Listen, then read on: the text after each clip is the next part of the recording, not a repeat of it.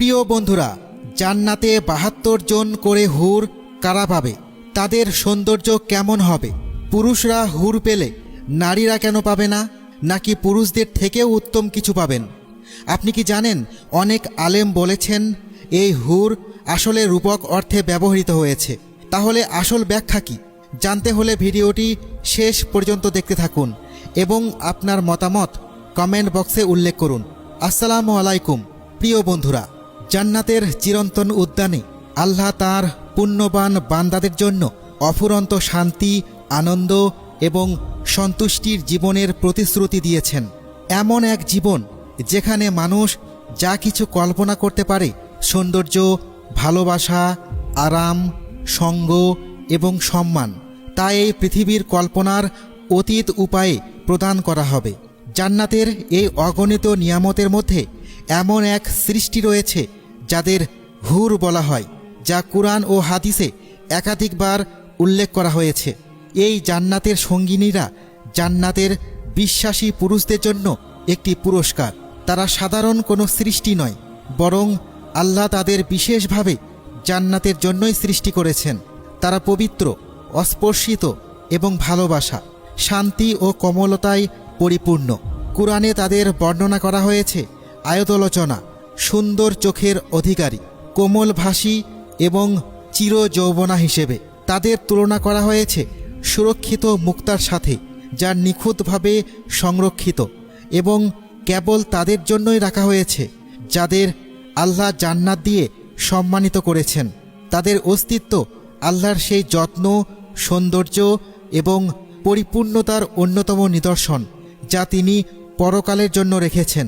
বহুল প্রচলিত ৭২ সংখ্যাটি প্রায়শই হাদিসের গ্রন্থ থেকে আসে, সরাসরি কুরআন থেকে নয়। সুনান আত-তিরমিজি এবং ইবনে মাজার মতো গ্রন্থে বর্ণিত আছে যে শহীদকে জান্নাতে ৭২ জন হুর দেয়া হবে। তবে অনেক আলেম ব্যাখ্যা করেন যে এই সংখ্যাটি সবার জন্য নির্দিষ্ট নয়, বরং এটি পুরস্কারের প্রাচুর্য এবং বিশালতা প্রকাশ করার জন্য বোঝানো হয়েছে। এর পেছনের আসল বার্তাটি হল কেবল সংখ্যার উপর দৃষ্টি নিবদ্ধ না করা, বরং এই ধারণাটি উপলব্ধি করা যে যারা এই জীবনে ত্যাগ স্বীকার করেছে, তার আনুগত্য করেছে এবং তাদের বিশ্বাসকে দৃঢ় রেখেছে, তাদের জন্য আল্লাহর পুরস্কার অপরিসীম। জান্নাত এমন একটি জায়গা যেখানে প্রত্যেক মুমিনদের হৃদয় সম্পূর্ণরূপে সন্তুষ্ট হবে, যেখানে প্রতিটি আকাঙ্ক্ষা, হোক তা শারীরিক, মানসিক বা আত্মিক, সবচেয়ে নিখুঁত ও পবিত্র উপায়ে পূরণ করা হবে। হুরেরা কেবল শারীরিক সৌন্দর্যের অধিকারী সত্তা নয়, তাদের গভীর তাৎপর্য হল মানসিক পরিপূর্ণতা, যন্ত্রণাহীন সাহচর্য, বিশ্বাসঘাতকবিহীন ভালোবাসা এবং অহংকার বা দম্ভমুক্ত সৌন্দর্য। তারা কখনো বৃদ্ধ হবে না, অসুস্থ হবে না এবং কখনো দুঃখ নিয়ে আসবে না। তাদের হৃদয় ভালোবাসা ও শান্তিতে পূর্ণ থাকবে এবং তারা জান্নাতে তাদের সঙ্গীদের প্রতি সম্পূর্ণরূপে নিবেদিত থাকবে। হুর শব্দটি পবিত্রতা এবং তীব্র সৌন্দর্যের ধারণা থেকে এসেছে। কুরআনে আল্লাহ তাআলা তাদের বৈশিষ্ট্যগুলোর ঝলক দিয়েছেন, তা মানুষের মনে কামনা জাগ্রত করার জন্য নয়, বরং সেই বিশ্বাসীদের হৃদয়ে আশা জাগানোর জন্য যারা প্রতিদিন সংগ্রাম করে, ধৈর্য ধারণ করে, পাপ থেকে দূরে থাকে এবং কেবল আল্লাহর সন্তুষ্টির জন্য বাঁচে। তাদের জন্য অপেক্ষা করছে এক অদৃশ্যের জগৎ, এমন এক জগৎ যেখানে আত্মার শান্তি শরীরের আনন্দের সাথে মিলিত হয়, সবই নিখুঁত সামঞ্জস্যে। জান্নাতের প্রতিটি সৃষ্টি হুরসহ এই ঐকতানেরই প্রতিফলন। তারা কষ্টের পরে বিশ্রামের, ধৈর্যের পরে পুরস্কারের এবং আজীবন সাধনার পরে ভালোবাসার প্রতীক। পৃথিবীর মানুষ প্রায়শই ভেঙে যাওয়া সম্পর্ক, একাকিত্ব, যন্ত্রণা এবং ভগ্ন হৃদয়ে কষ্ট ভোগ করে। জান্নাতে এই অনুভূতিগুলোর কোনো অস্তিত্ব থাকবে না।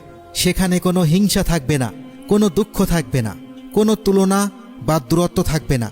থাকবে কেবল অনন্ত সাহচর্য, সুখ এবং এমন ভালোবাসা যা কখনো ম্লান হয় না। এটাও মনে রাখা গুরুত্বপূর্ণ যে বিশ্বাসী নারীদেরও সমানভাবে, এমনকি তার চেয়েও উত্তম পুরস্কার দেওয়া হবে। অনেকে ভুল বোঝেন যে হুরের ধারণাটি কেবল পুরুষদের জন্য, কিন্তু তা সত্য নয়। জান্নাতের নারীদের তাদের মন যা চাইবে তার সবই দেওয়া হবে। যদি তিনি দুনিয়ায় বিবাহিত হন তবে তাকে তার স্বামীর সাথে পুনর্মিলিত করা হবে এবং তিনি তার স্বামীকে তার চেনা রূপের চেয়ে অনেক বেশি সুদর্শন ও নিখুঁত হিসাবে পাবেন। যদি তিনি অবিবাহিত হন বা অন্য কিছু চান, আল্লাহ তাকে ঠিক তাই দেবেন যা তাকে আনন্দিত করবে। প্রকৃতপক্ষে অনেক আলেম বলেছেন যে এই পৃথিবীর যে নারীরা আল্লাহর আনুগত্য করেছে, ধৈর্য ধারণ করেছে এবং পুণ্যময় জীবনযাপন করেছে, তারা জান্নাতের হুরদের চেয়েও অধিক বেশি সুন্দরী এবং সম্মানিত হবেন। তারা হবে জান্নাতের রানী, আলোতে আবৃত, যাদের মুখমণ্ডল চাঁদের মতো উজ্জ্বল হবে এবং হৃদয় প্রতিটি দুঃখ থেকে মুক্ত থাকবে। 72 হুরের ধারণাটি কেবল শারীরিক বা জাগতিক বিষয় হিসেবে দেখা উচিত নয়। এটি আল্লাহর করুণা ও উদারতার প্রতীক। এটি দেখানোর একটি উপায় যে ধৈর্যে ঝরে পড়া প্রতিটি অশ্রুবিন্দু, আন্তরিকতার সাথে করা প্রতিটি সংগ্রাম, নীরবে করা প্রতিটি ইবাদত, আল্লাহর জন্য বহন করা প্রতিটি কষ্ট, এর কোনোটি বৃথা যায় না। আল্লাহ সব দেখেন এবং তিনি এমন উপহার দিয়ে প্রতিদান দেন যা মানুষের মন বোঝার ক্ষমতার অনেক ঊর্ধ্বে। প্রিয় নবী হজরত মুহাম্মদ সাল্লাল্লাহু আলাইহি ওয়াসাল্লাম বলেছেন যে জান্নাতে এমন জিনিস রয়েছে যা কোনো চোখ দেখেনি, কোনো কান শোনেনি এবং কোনো হৃদয় কখনো কল্পনাও করেনি।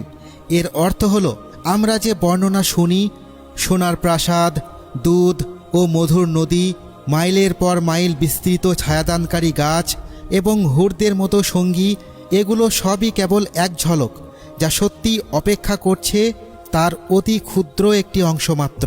কিছু আলেম এও ব্যাখ্যা করেন যে হুরদের বর্ণনাগুলো রূপক হতে পারে, যার অর্থ তারা আরও গভীর কিছুর প্রতিনিধিত্ব করে, যেমন আত্মার প্রশান্তি, হৃদয়ের আনন্দ এবং অবশেষে ঘরে ফেরার স্বস্তি। যারা এই জীবনে একাকী ছিল, যাদের হৃদয় ভেঙে গিয়েছিল, যারা প্রতারিত হয়েছিল, যারা তাদের জীবন পরিবারের সেবায় বা নীরব সংগ্রামে কাটিয়ে দিয়েছে, জান্নাত হবে এমন একটি জায়গা যেখানে কোনো ক্ষত অবশিষ্ট থাকবে না। সেখানে তারা এমন ভালোবাসায় পরিবেষ্টিত থাকবে যা কখনো শেষ হয় না, এমন সঙ্গীদের দ্বারা যারা কখনো আঘাত দেয় না, এবং তারা পাবে সম্পূর্ণ নিরাপত্তা, উষ্ণতা এবং বিশ্রামের অনুভূতি। এবং এই সমস্ত নিয়ামতের ঊর্ধ্বে জান্নাতের সর্বশ্রেষ্ঠ আনন্দ হল আল্লাহর সাথে সাক্ষাৎ। সেদিন যখন বিশ্বাসীরা তাঁর রহমতের ছায়ায় বাগানে সমাবেত হবেন, তারা তাদের প্রতিপালকের চেহারা দেখতে পাবে, যা হবে সর্বকালের সর্বশ্রেষ্ঠ সুন্দর দৃশ্য। সেই মুহূর্তে এমনকি হুরদের সৌন্দর্য, সোনা, নদী এবং রত্নরাজিও তাদের স্রষ্টার নূরের তুলনায় তুচ্ছ মনে হবে। সুতরাং হুরদের উল্লেখ আমাদের বিভ্রান্ত করার বা লোভের সাথে এই দুনিয়ার পেছনে ছোটানোর জন্য নয়, এটি আমাদের আন্তরিকতার সাথে পরকাল অর্জনের জন্য অনুপ্রাণিত করার জন্য বোঝানো হয়েছে।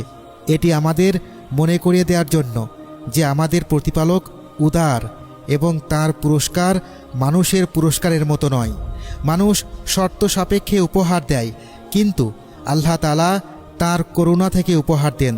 তিনি ক্ষুদ্রতম নেক আমলকেও বহুগুণ বৃদ্ধি করেন, অসংখ্য পাপ ক্ষমা করেন এবং তার বান্দাদের এমন নিয়ামত দিয়ে পুরস্কৃত করেন যা কখনো ম্লান হয় না। হুরেরা এই প্রতিশ্রুতির অংশ।